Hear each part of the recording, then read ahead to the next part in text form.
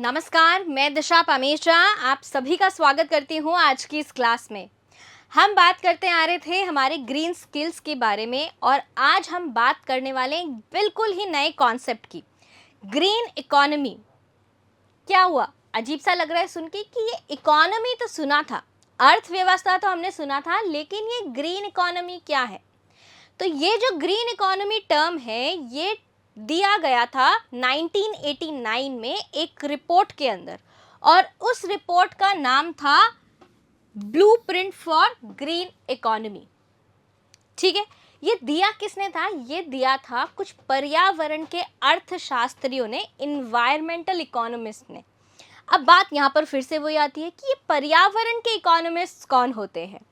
तो सबसे पहले हम यहाँ पर बात करते हैं कि जो हमारा ये टर्म है ग्रीन इकोनॉमी, इसका क्या मतलब है। तो आपने देखा कि एक तो ग्रीन है टर्म और एक है हमारे पास में इकोनॉमी। इकोनॉमी का मतलब ये है कि जो भी काम हम किसके लिए कर रहे हैं, हम कर रहे हैं इकोनॉमिक डेवलपमेंट के लिए। इंडिया के अगर हम आर्थिक विकास के लिए जो भी काम कर रहे हैं, जो भी एक्टिविटीज़ कर रहे हैं, वो कहाँ आएगा? इकोनॉमिक डेवलपमेंट में आएगा, है ना। अब जो काम हम कहाँ कर रहे हैं, इन्वायरमेंट को बचाने के लिए कर रहे हैं, वो सभी काम कैसे होते हैं? ग्रीन होते हैं। तो ग्रीन कामों से हम क्या करते हैं? इन्वायरमेंट की प्रोटेक्शन करते हैं। क्या करते हैं? इन्वायरमेंट को बचाते हैं। अब यहाँ पे इन दोनों शब्दों को जोड़ दिया गया है, ग्रीन को भी और इकोनॉमी को। मतलब कि जितना भी हम इकोनॉमिक डेवलपमेंट करें, आर्थिक विकास करें, वो ऐसा विकास होना चाहिए जो कि हमारे पर्यावरण को किसी भी प्रकार से नुकसान ना पहुंचाए, साथ ही में हमारे पर्यावरण का संरक्षण भी करे। तो बात समझ में आ रही है कि ग्रीन इकोनॉमी क्या है?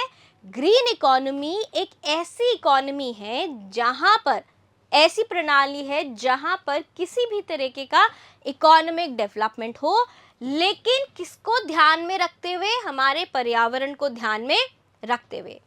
इसी के चलते हमारे यूनाइटेड नेशंस एनवायरनमेंट प्रोग्राम में ग्रीन इकोनॉमी की परिभाषा दी गई थी। क्या कहा गया था? यहाँ पर कहा गया था कि एक ऐसा सिस्टम, एक ऐसी प्रणाली, one that results in improved human wellbeing, साथ ही में social equality and social equality while significantly reducing environmental risks and ecological scarcities। बात समझ में आ रही है?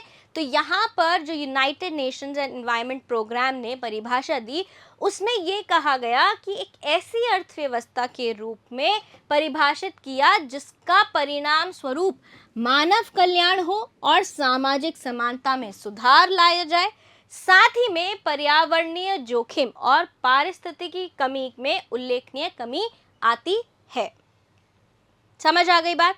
तो यहाँ पर ये कहा जा रहा है कि हम कुछ भी करें, चाहे हम ट्रांसपोर्टेशन को बढ़ाएं, चाहे हम जॉब्स को बढ़ाएं, चाहे हम वाटर का यूज़ करें, हमारे जो रिन्यूएबल सोर्सेज हैं उनको यूज़ करें, किसी भी प्रकार से हम हमारा आर्थिक विकास करें, लेकिन कौन बचा हुआ रहना चाहिए? हमारा इन्वायरमेंट प्रोटेक्टेड रहना चाहिए। ऐसी ही सिस्टम को हम क्या बोलते हैं? ग्रीन इकोनॉमी बोलते हैं। बात समझ में आ रही है? तो system which helps in economic growth at the same time taking care of the environment. ठीक है भाई, यहाँ इतना समझ आ गया। अब जब हम यहाँ पर हमारी ग्रीन इकोनॉमी की बात कर रहे हैं, या ये जो नया कॉन्सेप्ट आया है इसकी जो बात कर रहे हैं, तो यहाँ पर कोई ना कोई तो मकसद होएगा, कोई ना कोई लक्ष्य होगा ग्रीन इकोनॉमी का। तो हम जब बात करें कि हमारे इकोनॉमिक डेवलपमेंट में क्या हो, जो कार्बन का यूजेज है, कार्बन फुटप्रिंट जो है, कार्बन वृद्धि कम से कम हो, पहला मकसद तो ये हुआ। दूसरा मकसद ये है कि जितने भी हमारे संसाधन हैं उनका इस्तेमाल बहुत ही ज़्यादा समझदारी से किया जाए। तीसरी हम यहाँ पर क्या बात करते हैं कि चाहे हम कार्बन ग्रोथ कम करें, चाहे हम हमारे संसाधनों को सही तरीके से इस्तेमाल करें, इन दोनों ही कामों में हमारे को सबको साथ में लेकर चलना है। चाहे वो प्राइवेट सेक्टर हो, चाहे वो पब्लिक सेक्टर हो, चाहे वो आम जनता हो, सरकार हो, या गैर सरकारी कंपनियां हो, एजेंसियां हो, या फिर जंगल में रहने वाले कबीले हों, जनजातियां हों, नेटिव ट्राइब्स हों, इन सभी को हमारे को क्या करना है, साथ में लेकर चलना है। तो हमारी ग्रीन इकोनॉमी के एम्स क्या क्या हुए? सबसे पहला हुआ लो कार्बन ग्रोथ, कम कार्बन वृद्धि। दूसरा हुआ रिसोर्स एफिशिएंट, कि जितने भी संसाधन हैं वो कुशल प्रकार से काम में लिए जाएं। और तीसरा हमारे पास में हुआ सोशली इंक्लूसिव, यानी कि सामाजिक रूप से समावेशी। बात समझ में आ रही है? अब यहाँ पर हम एक एक हमारे लक्ष्य के बारे में बात करते चलेंगे। तो सबसे पहला क्या है हमारा? Low carbon growth. Low carbon growth कैसे होएगा? कि हम यहाँ पर क्या ना करें जिससे कि कार्बन डाइऑक्साइड का एमिशन कम से कम होना चाहिए। क्या होना चाहिए? कार्बन डाइऑक्साइड का एमिशन कम से कम होना चाहिए। तो जब हम कार्बन डाइऑक्साइड का एमिशन सोचते हैं तो हमारे दिमाग में क्या आता है कि कार्बन डाइऑक्साइड कहाँ से आएगा? फॉसिल फ्यूल के बर्निंग से आएगा। किससे आएगा? फॉसिल फ्यूल के बर्निंग से आएगा। यानी कि अगर आप फॉसिल फ्यूल्स को जलाते हैं, जैसे कि पेट्रोल को आपने जलाया अपने व्हीकल्स चलाने में, डीजल आपने जलाया टरबाइन या मोटर चलाने में, या फिर आपने कोल का इस्तेमाल किया, इन सब से क्या रिलीज होते हैं? Carbon dioxide. और कार्बन डाइऑक्साइड क्या है? एक ग्रीन हाउस गैस है। साथ ही में और कौन सी ग्रीन हाउस गैसेस हैं? नाइट्रोजन ऑक्साइड्स है, हमारे पास में मीथेन है, ओजोन है। ये सभी क्या है? ग्रीन हाउस गैसेस हैं, पढ़ा है हमने शुरुआत में।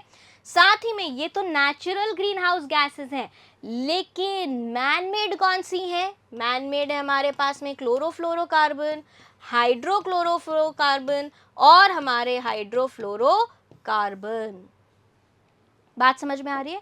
तो इन सभी का जो एमिशन है वो हमें क्या करना है? कम करना है। हमें हमारी ग्रीन हाउस गैसेस के उत्सर्जन में कमी लानी है, जिससे कि हमारे पर्यावरण में कार्बन ग्रोथ कम होगी। बात समझ में आ रही है? ठीक है, तभी तो हम बोलेंगे कि हम किस पे डिपेंडेंट नहीं हैं, हम non renewable sources of energy पे डिपेंडेंट नहीं हैं। बात समझ में आ रही है?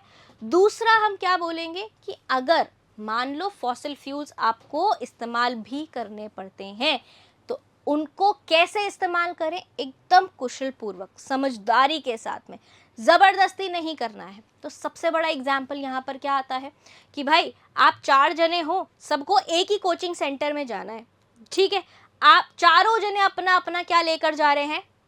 व्हीकल उठा के लेकर जा रहे हैं, वाहन उठा के लेकर जा रहे हैं। 4 जनों का अलग अलग पेट्रोल भी लग रहा है। क्या लग रहा है? 4 जनों का अलग अलग पेट्रोल लग रहा है। तो यहाँ पर आप क्या कर सकते हो? कार पूल कर सकते हो कि एक ही गाड़ी ले लो, एक ही ऑटो ले लो और उसमें चारों बैठ के चले जाओ। पब्लिक ट्रांसपोर्ट का इस्तेमाल कर सकते हैं।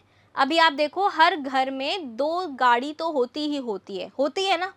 तो मतलब कि कितना पेट्रोल लग रहा है ना? हमारी पॉपुलेशन कितनी ज़्यादा बढ़ गई है।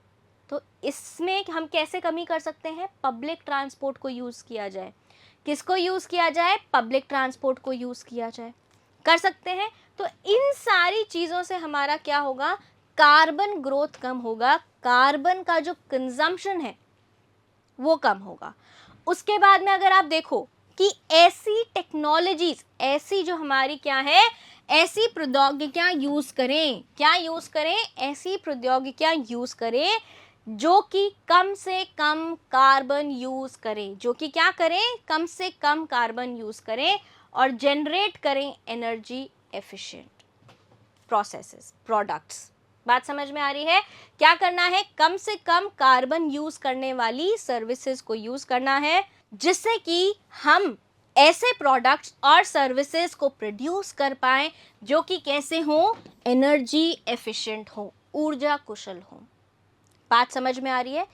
राइट। साथ ही में हम क्या कर सकते हैं? ऐसी टेक्नोलॉजीज जो हमारी क्या है? लो कार्बन यूजिंग टेक्नोलॉजीज हैं। कौन सी टेक्नोलॉजीज हैं? लो कार्बन यूजिंग टेक्नोलॉजीज हैं। उनको हम क्या बोलते हैं? उनको हम बोलते हैं LEDS। क्या बोलते हैं? लो एमिशन डेवलपमेंट स्ट्रैटेजीज। बात समझ में आ रही है? क्या बोलते हैं? कम उत्सर्जन विकास रणनीतियां। ठीक है, तो ये हुआ हमारा पहला एम, मकसद हमारी ग्रीन इकोनॉमी का, लो कार्बन ग्रोथ। दूसरा हमारे पास यहां पर क्या आ रहा है? रिसोर्स एफिशिएंसी, संसाधन क्षमता। ठीक है, यहां पर हम क्या बात कर रहे हैं कि हम जितने भी संसाधन यूज कर रहे हैं, चाहे हमारे नेचुरल रिसोर्सेज हम कोई भी यूज करें, हम फॉरेस्ट की बात करें, चाहे हम ज़मीन की, लैंड की बात करें, वाटर की बात करें, एयर की बात करें, एनर्जी की बात अगर हम यहाँ पर करते हैं, मिनरल्स की अगर हम बात करते हैं, तो ये सभी क्या हैं? ये सभी हमारे प्राकृतिक संसाधन हैं और इन्हें हमारे को संरक्षित करना है, बचा के रखना है। तो इनका कैसा इस्तेमाल होना चाहिए? इनका पर्यावरण को प्रभावित किए बिना संसाधनों का किफ़ायती इस्तेमाल, उपयोग होना चाहिए। तो और हमें यहाँ पर क्या करना है? हम ये कैसे ग्रीन इकोनॉमी को अचीव कर सकते हैं? हमें सरकार को इन्वॉल्व करना है, कॉरपोरेट्स को, कंपनीज को, जितने भी हमारे क्या हैं, चाहे पब्लिक सेक्टर हो, चाहे हमारे कौन हो, प्राइवेट सेक्टर हो, इन सभी को हमारे को इन्वॉल्व करना है। और हमें, हमारी जिम्मेदारी क्या है कि हमें हमारे लेवल पे, इंडिविजुअल लेवल से क्या चालू करना है? हमें इंडिविजुअल लेवल से सस्टेनेबल प्रैक्टिसेस को फॉलो करना चालू करना है। आप कहोगे कि हम कैसे कर सकते हैं? तो हमने बात करी थी सस्टेनेबल डेवलपमेंट के बारे में, हमने बात करी थी हमारे एक्शंस, हमारे वो एक्टिविटीज़ जो कि हमारे पर्यावरण को प्रोटेक्ट करके जाते हैं। साथ ही में हमने ये भी जाना था कि ऐसी कौन सी हमारी गतिविधियां हैं जो कि हमारे पर्यावरण को नुकसान पहुंचाती हैं। हमने 3R पॉलिसी के भी बारे में बात करी थी, जहां पर हमने बात करी थी कि रिड्यूस करो, रीयूज करो और क्या करो? रिसाइकल करो। इन तीनों चीज़ों की भी हमने बात करी थी। तो जब हम ये सारी चीज़ें करेंगे तो हम अपने लेवल पे भी तो सस्टेनेबल डेवलपमेंट की तरफ बढ़ेंगे। हमारा जो विकास होगा वो ऐसा होगा जो कि पर्यावरण को नुकसान नहीं पहुंचाएगा। तो हम भी क्या होंगे? हम भी हमारी हरित अर्थव्यवस्था में भागीदार होंगे। हमें करना क्या है? हमें करना है कि जो भी हम काम कर रहे हैं वो कैसा हो? क्लीन हो। ट्रांसपोर्टेशन की अगर हम बात करें तो ट्रांसपोर्टेशन कैसा होना चाहिए? क्लीन ट्रांसपोर्टेशन होएगा। अब क्लीन ट्रांसपोर्टेशन कैसे होगा? हम तो पेट्रोल से चलाते हैं गाड़ी, डीजल से गाड़ी चलाते हैं, CNG से, नेचुरल गैस से गाड़ी चलाते हैं। क्लीन कैसे करेंगे इसको?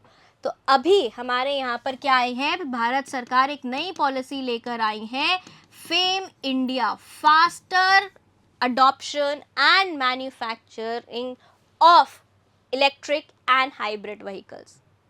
यहाँ पर क्या हो रहा है? यहाँ पर बोला गया है कि इलेक्ट्रिक व्हीकल्स को खरीदने वालों को इंसेंटिवाइज किया जाएगा, इलेक्ट्रिक व्हीकल्स के ऊपर सब्सिडी दी जाएगी, जिससे कि हमारी जो निर्भरता है वो अनवीकरणीय ऊर्जा संसाधनों पे कम हो सके। जब हम इलेक्ट्रिक व्हीकल लेंगे तो ना तो हम फॉसिल फ्यूल जलाएंगे, ना ही हम क्या करेंगे, किसी भी प्रकार का धुआं छोड़ेंगे, तो हम हमारे पर्यावरण को संरक्षित करेंगे। दूसरा क्या करना है? हमें एफिशिएंट और क्लीन एनर्जी का इस्तेमाल करना है। क्या करना है? क्लीन और एफिशिएंट एनर्जी का इस्तेमाल करना है। वाटर, लैंड और वेस्ट मैनेजमेंट को बहुत ही कुशलता पूर्वक करना है। अभी हम आगे पढ़ेंगे कि वाटर मैनेजमेंट कैसे कर सकते हैं, लैंड मैनेजमेंट कैसे कर सकते हैं, वेस्ट मैनेजमेंट कैसे कर सकते हैं, इन सभी के बारे में हम बात करेंगे, क्योंकि ये तीनों ही हमारे ग्रीन इकोनॉमी के बहुत ही महत्वपूर्ण कंपोनेंट्स हैं। बात समझ में आ गई? तो ये था हमारा रिसोर्स एफिशिएंसी, दूसरा मकसद। तीसरा मकसद है हमारा सामाजिक समावेशन, सोशल इंक्लूसिविटी। तो यहां पर हमें क्या करना है, हमें जिम्मेदारियों को भी बांटना है। जिम्मेदारियों को तो हम बांटें कि आपको सस्टेनेबल डेवलपमेंट करना है, सरकार करेगी, जितने भी हमारे हितधारक हैं ग्रीन इकोनॉमी के, वो सब क्या करेंगे, वो सब ही सस्टेनेबल डेवलपमेंट की प्रैक्टिसेस को फॉलो करेंगे। लेकिन इससे मिलने वाले जो फायदे हैं, बेनिफिट्स हैं, उनको भी क्या करना है, उनको भी हमें सारे सेक्शंस में बांटना होगा। चाहे हम बांटें उसको किसके अंदर, नेटिव ट्राइब्स हैं तो उन्हें भी हमें बांटना होगा। हम अगर बात करें कि हमारे जो यूथ और चिल्ड्रन हैं, उनसे भी हमें बांटना होगा। हम किसके लिए कर रहे हैं, हमारी आने वाली पीढ़ियों के लिए तो कर रहे हैं सस्टेनेबल डेवलपमेंट, कि हमारी आज की ज़रूरतें भी पूरी हो जाएं और हमारे जो आने वाली पीढ़ियां हैं उनकी भी ज़रूरतें पूरी हों। बात समझ में आ रही है? चाहे हमारे कौन हो, वर्कर्स हों या ट्रेड यूनियंस हों, इनको भी क्या मिलने चाहिए, जिम्मेदारियां मिलनी चाहिए और इनको भी सभी तरीके के जो लाभ हैं वो मिलने चाहिए ग्रीन इकोनॉमी के। साथ ही में जो इन्वेस्टमेंट करा जाए पब्लिक और प्राइवेट सेक्टर द्वारा हमारी ग्रीन टेक्नोलॉजीज में, वो दोनों द्वारा किया जाए। ऐसा नहीं हो कि सिर्फ पब्लिक सेक्टर तो क्या कर रहा है, ग्रीन इकोनॉमी को आगे बढ़ा रहा है, लेकिन वहीं प्राइवेट सेक्टर धुआं छोड़े जा रहा है, रिसोर्सेज को बहुत ज़्यादा यूज़ किए जा रहा है। जो कंपनियां हैं या जो इंडस्ट्रीज़ हैं वो अपना विषैला पानी छोड़े जा रही हैं वाटर बॉडीज़ के अंदर, नदियों के अंदर, नहरों के अंदर, या फिर विषैली गैस हवा में छोड़े जा रहे हैं। ऐसा नहीं होना चाहिए ना। या आपको लगे कि कोई व्यवसाय है, उद्योग है, उसको बनाने के लिए हम जंगलों पे जंगल काटे जा रहे हैं।